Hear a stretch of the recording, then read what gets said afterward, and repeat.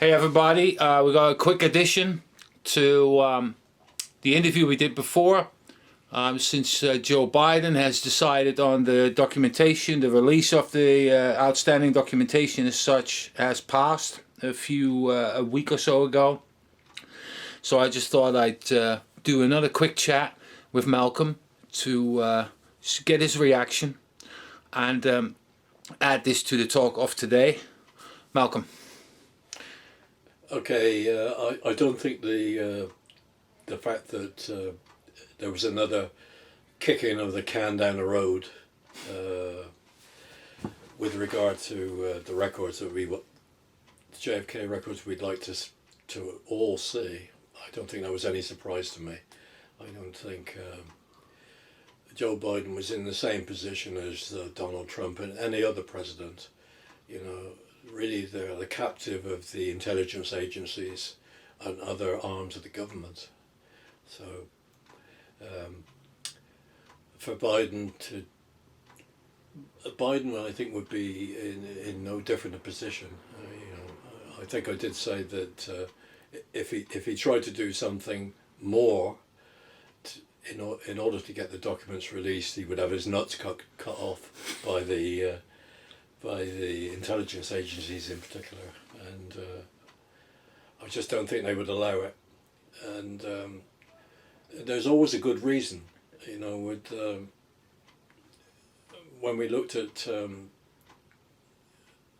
the sheer volume of documents, the NBR documents, the no believe relevance documents.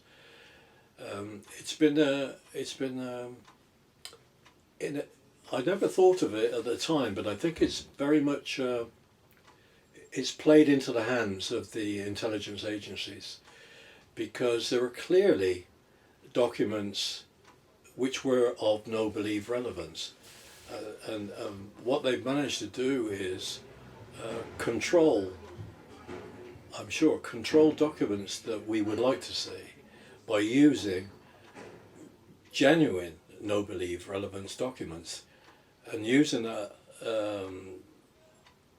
to go to the president or go to his advisors and say, look, this stuff should never be released. And that's indeed exactly what's happened, because it's clearly no believe relevance for the JFK community to have the 1997 internal CIA telephone book. What JFK relevance is there in that? And also one of the other items was the field agent, the double agent field manual, which is also no believe relevance. Well, I might like to see that myself personally, but I can see it's no believe relevance. I can see that's no believe relevance, and there were masses of stuff which was generally of no believe relevance, mixed up with stuff which is of relevance. In particular, I would like to see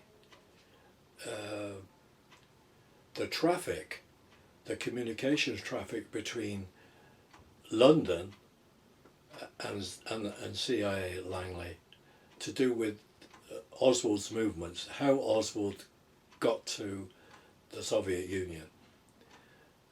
This strange plane journey which didn't get him there in time, but somehow or other he was able to get into his hotel before midnight and check in when the plane didn't land till 11:35. How on earth did he clear customs? Collect his luggage? Hail a cab? Whatever.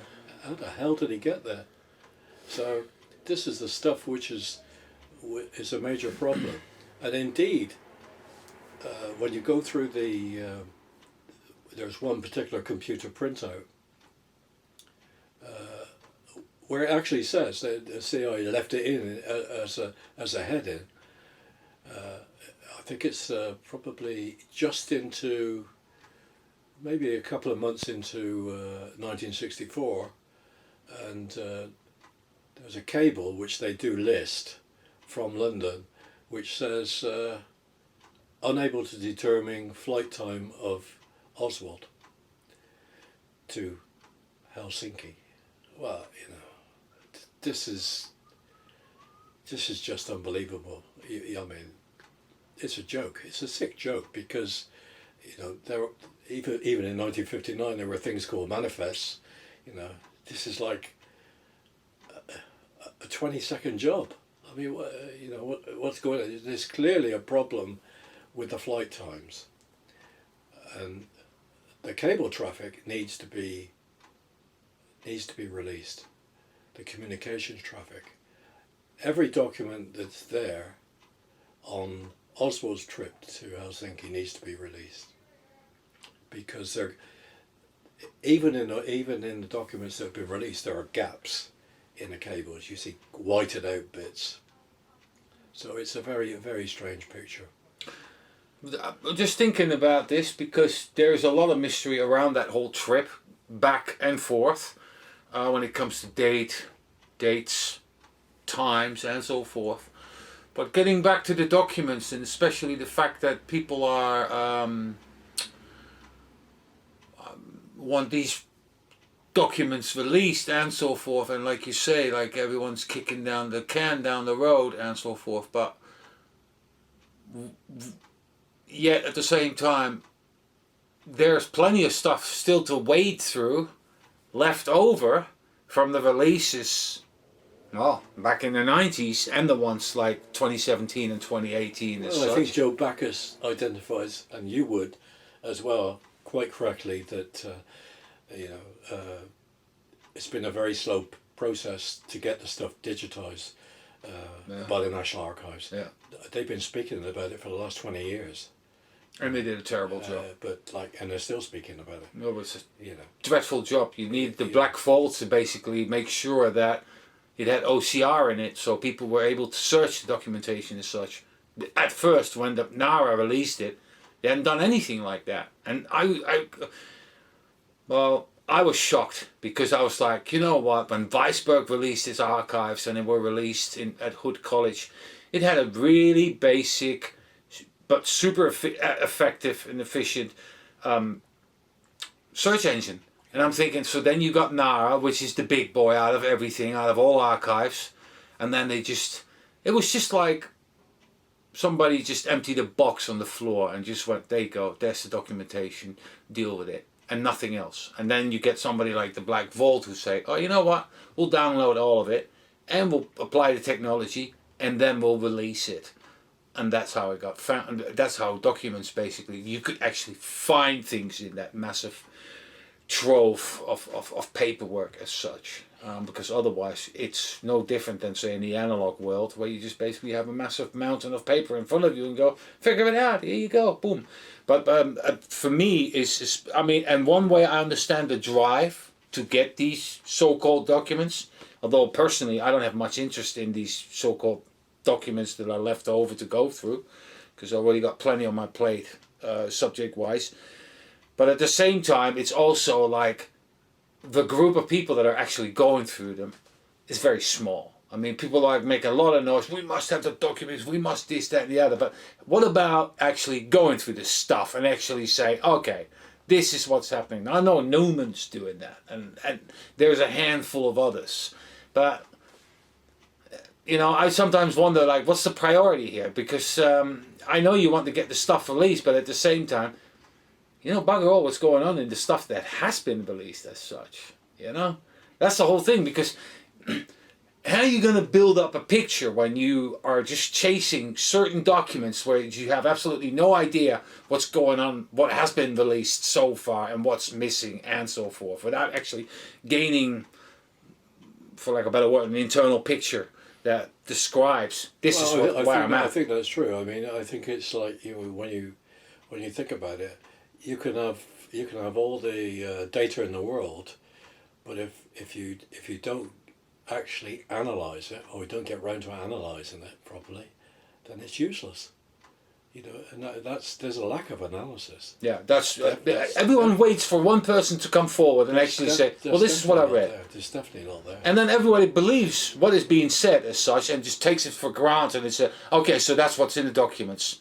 Which I just say at that point, I go, Yeah, but what if you skipped something, or what if you've forgotten something, and where's it written down, and so forth? Can I see anything of it? And then it's like, and it's the same with the stuff in the noughties. I thought the first decade of this century.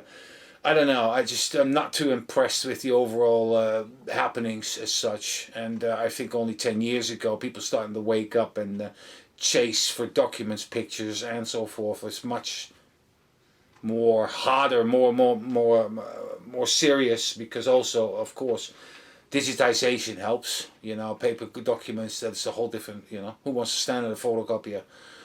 So I understand that. You know, but now is the time and.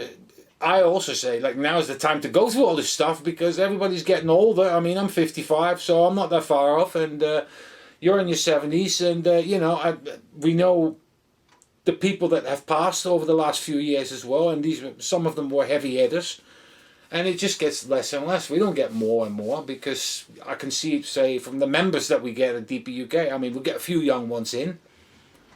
But, you know, I don't know how serious they are and whether they can do it for decades in a row. I wouldn't advise it, but if they choose to be like that. Yeah, I mean, you know, there's so many different angles you can come at that, at research in the JFK case. It was just like huge. Yeah. Massive. Yeah, I mean, Harold Weisberg. Harold.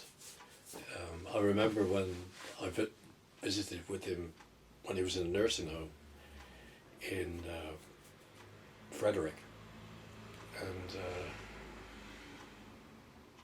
it was around the time when the review board was still sitting, just around that time, and we talked about various things, and he was like apoplectic, really annoyed. Very, very annoyed about what he perceived as the misdirection of the review board by those people that wanted to lead them into Mexico City. All that investigation there, at the expense of all the work he'd done on the original evidence and that stuff, you know. Somehow he felt that his research was being marginalised.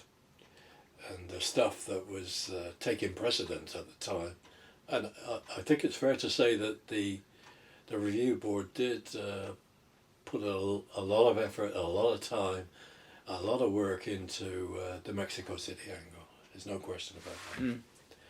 So.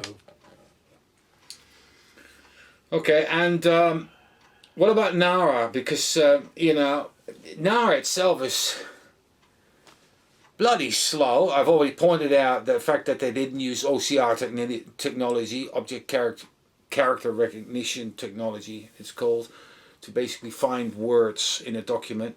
And also, you know, which had to be corrected by the Black Vault. But also now this time again, it was like, well, because it was COVID, we couldn't do it, and this, that, and the other, and which I thought was a rather lame excuse for something like an institution like NARA as such, and the speed, the way they do things, because, you know, they knew this, 3 years ago when Trump faked it and flaked it and walked out of it and basically passed it on to the next one. What's NARA's role besides being so slow and crappy in this? I mean,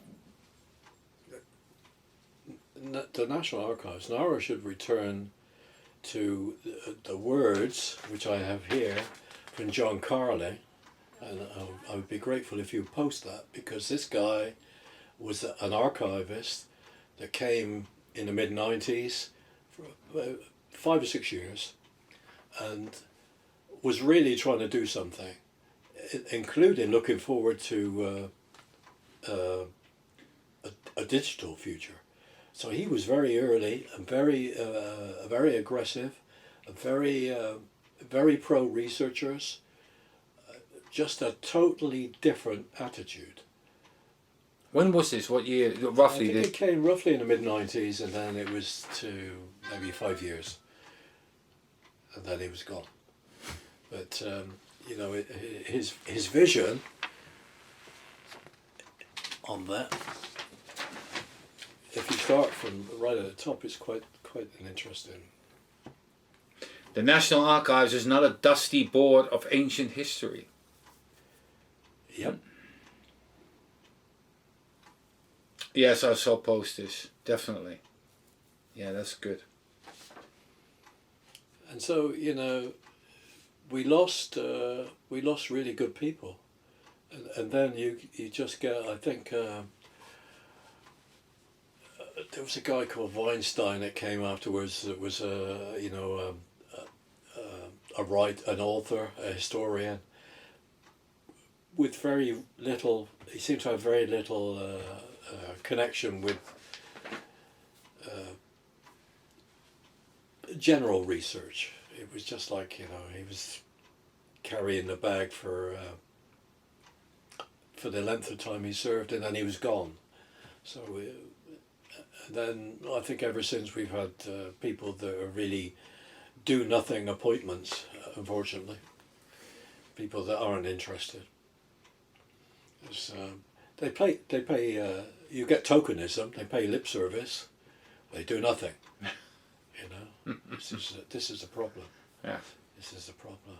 And when you're there for long periods, you really get to know it. You get to know it. The system. The system is, when in doubt, do nout. And they're always in doubt. So that's what you get. That's what you get. Okay. Right. I mean, it's worse in Mopics. You know, the motion picture and I know. Getting a sound decent and copy, audio and a decent copy of a photograph is it's next to impossible. And the originals are all like wherever the hell they are, you know.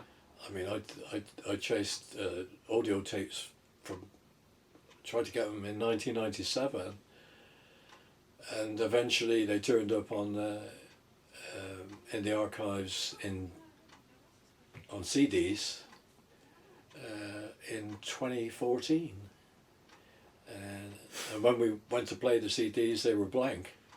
They've been white noised out. So somewhere along the line, in those 17 years, the stuff got at. Yeah.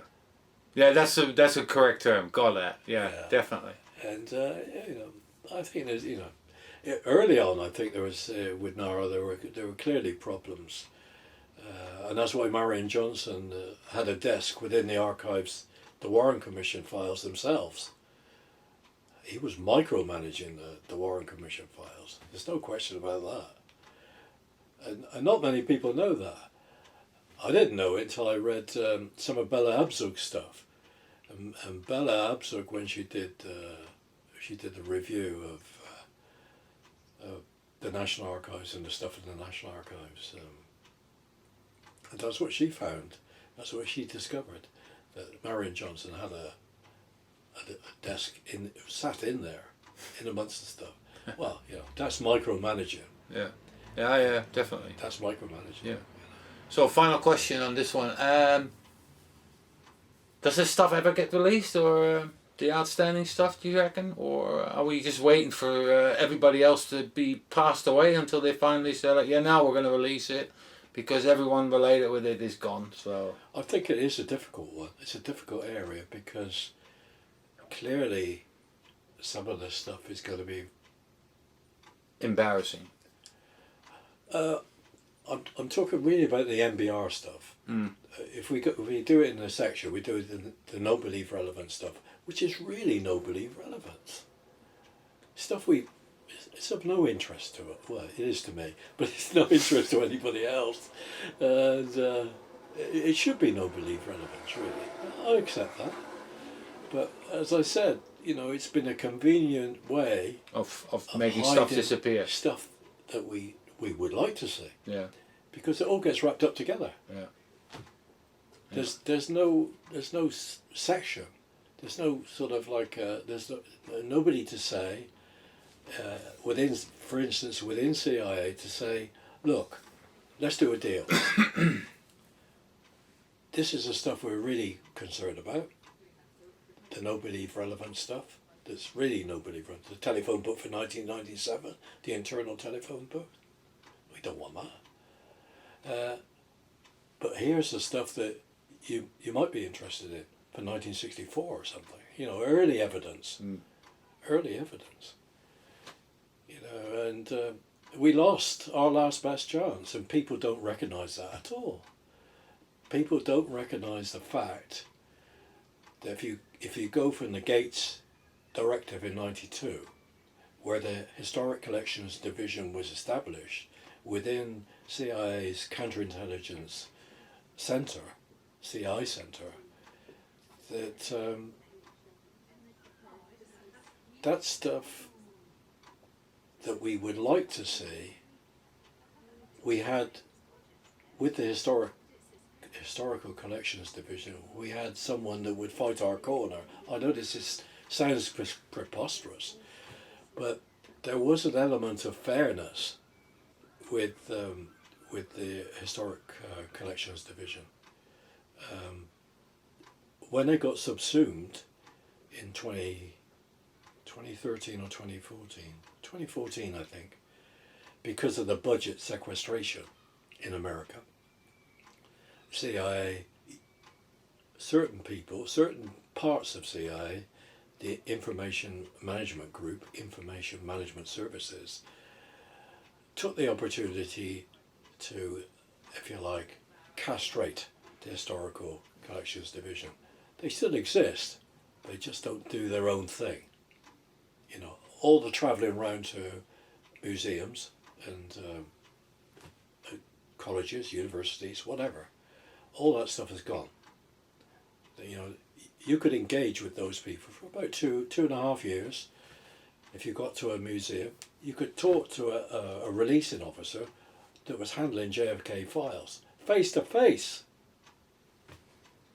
You know, that got thrown out the window. That's too and open. they were our last best hope because they would have taken a different position than IMS. But that's way too open for a secret organization. They must have said upstairs in management, go, who did this? Who's given this all away? Just like that. Cut it down. That happened when you look at the internal correspondence from the 90s. The Historical Review Group at that time had terrible problems with the Director of Operations, Clandestine Services, particularly over Mexico City stuff which is being released, particularly over the communication stuff, all the surveillance. They were hopping up and down, tearing their hair out, and the Historical Review Group was fighting to get the stuff released. You could see it on the documentation. A lot of internal friction. So Gates's original idea, whether it be altruistic or just convenient, I don't know, of the so-called openness directive, where the Historical Collections Division was set up, but on his orders, that turned out to be a good idea, a good thing for researchers. For us, yeah. For us, Yeah. but we didn't know it. I think we thought, oh, well, they're all the same. Well, they're not all the same. That was a different. I met some of those people, and we could have done business with those people. And it's a sad state of affairs that they were subsumed, castrated, if you like. Their power was taken from them. Because what we have now is the result of that. In other words, everything gets wrapped up in a big NBR blanket. The big NBR blanket is, it's too sensitive, we can't release it. Right? Or it's got nothing to do with the Kennedy assassination. But wrapped up in that blanket of genuine NBR is the stuff we want to get to. Yeah. Yeah. And we can't get to it. There's just because a cloak we haven't got over it, wrapped over it. a group within the agency that would have separated it, would have negotiated at the end they would have negotiated a different deal. And I don't say that, you know, I'm not speculating on that. That definitely would have happened. But nobody seems to, in the research community, seems to get it. Well, most people don't get it anyway, because what you and John Newman are doing is so far advanced of everyone else. Hardly anyone can relate to it. I mean, they sing their praises, and there's a handful of people that are actually researching this stuff, that are going that deep. I don't even dare to go that deep. Somebody deep in with my stuff, as it is. And, you know, and the majority are just spectators. And if you listen to this and you feel offended about it, I don't care, because the majority are just spectators. And that's not with this, that's with everything. There's always 10% that bust their nuts and go deep and do the hard slog and all that. And then, you know, then there's a 40% that benefits from it and uses it to their discretion as such. And then the other half is just basically passively watching and reading and this, that and the other. So, but I find it mighty interesting, this whole battle about documentation, because it's amazing how much has been made available, but also it shows, especially from your documentation, how much is still missing as such. And of course then you've got this whole Biden thing happening, and then on top of that, the thing that I've figured out while doing your collection about the amount of documents that aren't online and should be online because they have been released as such. That's another factor. That factor to me is actually more important than David Morales' lunch receipts and all that. I don't care about any of that. Yeah, now I'm just exaggerating, of course, but where I'm just thinking, now we got a much bigger issue, because this stuff should have already been all public, this, that, and the other, and we've got thousands and thousands of files. So I'm going to leave it at this, because obviously we can talk till the cows come home for a Lancer, but I'm going to cut it down here. I hope you enjoyed both talks, and maybe we're back next year. And if you haven't seen them yet, we've got a bunch of Malcolm Blunt talks on YouTube as well, so be sure to check those out. And I'm going to wish you all a very good weekend this weekend, and hopefully till the next time. Bye bye.